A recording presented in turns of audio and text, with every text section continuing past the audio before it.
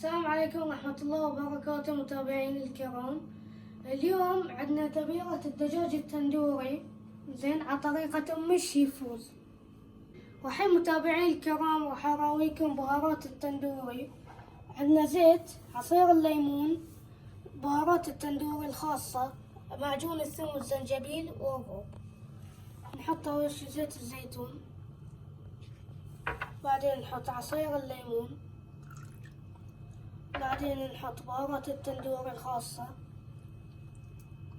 وبعدين نحط معجون الثوم والزنجبيل، وبعدين نحط الروب.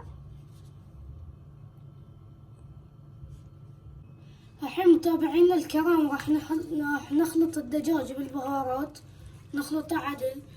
بالمناسبة الدجاج لازم تحطونه يوم كامل يتخمر، بس إذا كنتم مستعجلين أو شي تقدرون تحطونه ساعتين وبعدين تشوونه.